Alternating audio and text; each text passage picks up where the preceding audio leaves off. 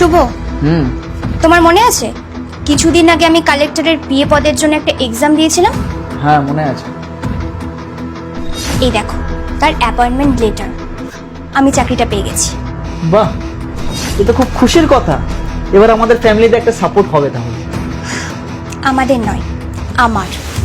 কারণ আমি না তোমার সাথে আর থাকতেই চাই না, আর সেই কথাটা বলার জন্যই আমি তোমার কাছে এলাম।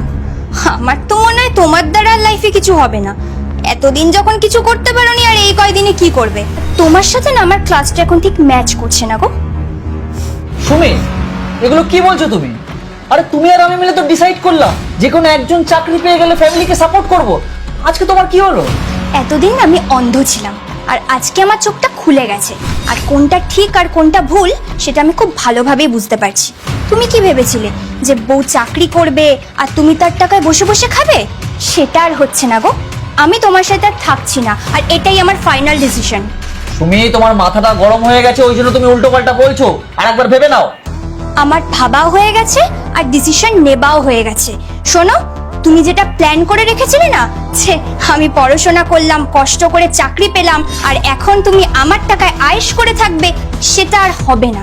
তোমার প্ল্যানে আমি জল ঢেলে দিচ্ছি। আর আজকের পর থেকে এই বাড়িতে আমি তোমার সাথে থাকবো না। আর কেনই বা থাকবো বলো তো? আমি তো এখন কালেক্টরের পিএ হয়ে গেছি। আর রাস্তা দিয়ে যখন আমি হেঁটে যাব আর তুমি আমার পাশে হেঁটে আসবে, তখন লোকে কি বলবে? ওই যে দেখো, অকর্মার ঢেকে বটটা যাচ্ছে। আর তোমার কি মনে হয় যে আমি এই অপমানটা সহ্য করব? সোজাসুজি বলো না, পেছন ছাড়িয়ে চলে যেতে চাইছো? হ্যাঁ, ধরে নাও সেটাই। কারণ আমি আমার যোগ্যতায় চাকরি পেয়েছি, আর আমার উচিত আমার যোগ্যতা সম্পন্ন লোকদের সাথেই আমার থাকা, তোমার মতো এই অকর্মণ্য স্বামীর সাথে নয়। ঠিক আছে, যেটা চাইছো সেটাই হবে, কিন্তু একটা কথা মনে রাখো, যেরকম কর্ম করবে সেরকমই ফল পাবে। এই শোনো, তোমার এই জ্ঞান না তোমার কাছেই রাখো, ঠিক আছে? আমি চলে যাচ্ছি। আর ডিভোর্স পেপার নোটিশটা তুমি খুব তাড়াতাড়ি পেয়ে যাবে।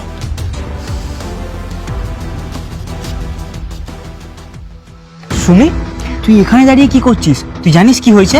কেন, কি হয়েছে? তুই তো জানিস আজকে আমাদের শহরের নতুন কালেক্টর সাহেব এসছে। এতদিন আমাদের অফিসে যারা যারা ঘুষ নিয়ে কাজ করছিল তাদের সবাইকে সাসপেন্ড করে দিচ্ছে, আর যারা বেশি কারাপশন করেছে তাদেরকে জেলও দেবে বলছে। আর তাদের মধ্যে তুইও আছিস, সেই জন্য তোকে আমি বলতে আসলাম। কি বলছিস তুই এগুলো? এবার কি হবে? তুই যা, স্যারের কাছে গিয়ে ক্ষমা চাইতে পারলে ক্ষমা চা। ঠিকই বলেছিস, আমি বরং এক্ষুনি গিয়ে স্যারের সাথে একবার কথা বলি। কি জানি নতুন স্যার এসেছে, আবার কিরকম মানুষ কে জানে। আমি যাই, বুঝলি তো? ঠিক আছে, ওটাই ভালো হবে।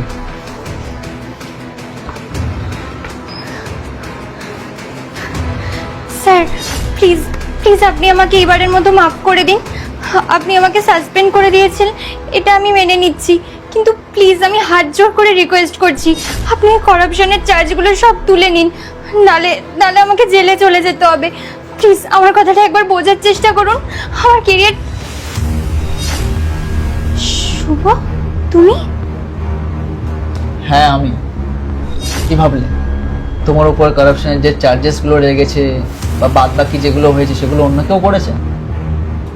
আমিই করেছি। তার কারণ তুমি এটারই যোগ্য। শুভ, প্লিজ তুমি আমার সাথে অন্তত এটা করো না।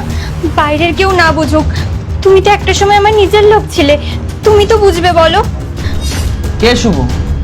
কে তোমার কাছের লোক? এখানে কেউ কাছের লোক নেই। আমি এখানকার জেলা কালেক্টর, আর তুমি আমার এক্সপিএ, যে ঘোটালা করতে গিয়ে ধরা পড়েছে, তার শাস্তি আমি দেবো।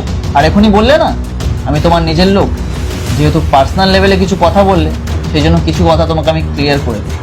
তুমি পরীক্ষা দিয়েছিলে কালেক্টরের অ্যাসিস্ট্যান্ট হওয়ার জন্য, আর আমি পরীক্ষা দিয়েছিলাম কালেক্টর হওয়ার জন্য। তুমি চলে যাওয়ার 6 মাস পরেই আমি চাকরিটা পেয়ে গেছিলাম।